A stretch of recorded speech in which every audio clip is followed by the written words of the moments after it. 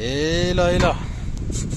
Donc aujourd'hui, le 10 octobre 2022. Donc on était, j'avais installé ça en fait. Donc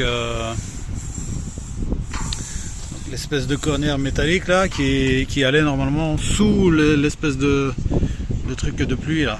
Donc pour éviter que la flotte rentre à l'intérieur dans la maison ici. Voilà. Je vais mettre du mastic silicone là sur les coins ici. Et ça a été collé avec du Fixol. Donc ça en fait ça a été collé parce que je peux pas percer dans le châssis de l'extérieur. Ce serait stupide de le faire.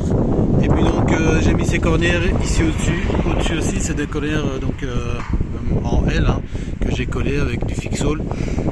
Donc ici j'ai de l'EPDM qui vient, c'est de l'EPDM qui évite qui évite la flotte d'entrée hein.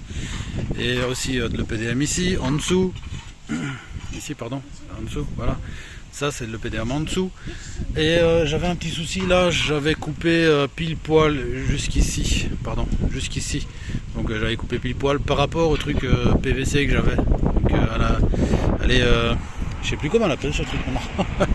J'ai oublié, mais bon, soit, ça fait partie du châssis, c'est les tablettes, voilà, les tablettes PVC du dessous, et j'ai fixé donc avec des vis que l'on voit ici, donc des vis pour l'alu que j'ai fixé sur les cornières alu qui viennent sur les tablettes PVC pour avoir justement en fait une espèce de casse-goutte ici, sous les tuiles de façade. Donc la dernière tuile sera ici. Je vais devoir un peu couper les tuiles parce que quand je tape mes 11 cm entre mes tuiles ici, j'arrive au-dessus hein. J'ai ça, donc je vais devoir couper des tuiles ici pour faire cette rangée ici. Et une fois que j'ai coupé ces tuiles là, donc une fois que j'aurai mis mes tuiles là comme ça, hop, j'ai le PDM. Et au niveau des vis, parce que là normalement au-dessus j'aurai des vis qui seront apparentes, elles ne le seront plus parce que EPDM, pardon, ici comme ça, EPDM qui se retourne dessus est collé avec de la colle de contact. Donc étanchéité puissance 2. Ici, donc moi j'ai pensé les couper à la disqueuse ici, puis j'ai commencé avec une pince coupante, une pince qui coupe l'alu, hein, tout simplement. J'ai coupé dedans pour faire passer deux tuiles. Là, je vais vite montrer en fait avec des tuiles. Donc, une tuile. Donc cette rangée ici, voilà. Cette rangée ici va jusqu'au bout. Donc ici ça a été coupé, donc ça rentre dedans, ici comme ça. Ça rentre dedans. On avait pensé à cette technique là, et puis l'autre tuile qui vient dessus, donc remplie jusque là, ici. Et par contre, non.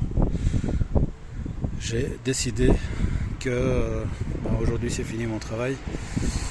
J'ai décidé demain donc de couper ici. Je peux peut-être couper un peu en biais ici, surtout le casse-goutte ici. Hein.